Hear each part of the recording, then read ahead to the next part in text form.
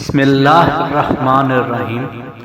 شروع کرتا ہوں اللہ کے نام سے جو بڑا مہربان اور نہایت رحم کرنے والا ہے۔ علم کے سبب کسی نے خدائی کا دعویٰ نہیں کیا، لیکن مال کی وجہ سے ضرور خدائی کا دعویٰ کیا گیا۔ جس چیز کے کرنے میں اللہ نے اپنی رحمت کا وعدہ فرمایا ہے، اسے کرنے میں جلدی کرو۔ خوف خدا کو اپنا شعار بناؤ اور اس مالک سے ڈرتے رہو جو تمہارے ظاہر اور باطن کا یکساں حال جانتا ہے۔ فتح امید سے نہیں، یقین محکم اور خدا پر اعتماد سے حاصل ہوتی ہے۔ جب تم یہ کہو کہ میں کروں گا تو اس کو کر گزرو، یا معافی کے معاملے میں کبھی محمل بات نہ کہو۔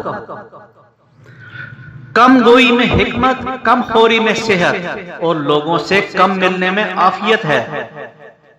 خدا کی نعمتیں اتنی زیادہ ہیں کہ تم ان کا شمار کرنا چاہو تو بھی نہیں کر سکتے۔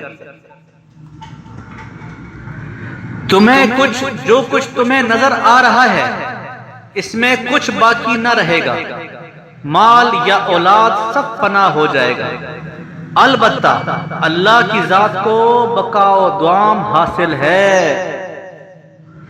بہت شرم کی بات ہے کہ صبح تیرے جاگنے سے پہلے پرندے جاگ جائیں۔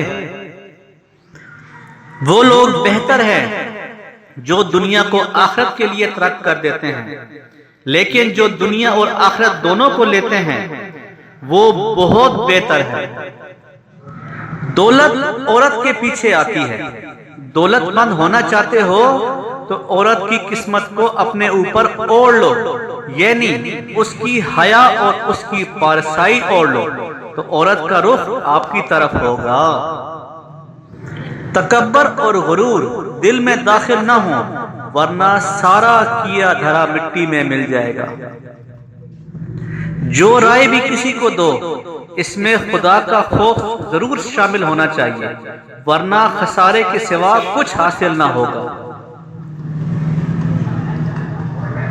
جو شخص جہنم کے سائے سے بچنا اور خدا کے سائے میں آنا چاہتا ہے، جو شخص جہنم کے سائے سے بچنا اور خدا کے سائے میں آنا چاہتا ہے، اس کو چاہیے کہ سختی کی بجائے نرمی اختیار کرے۔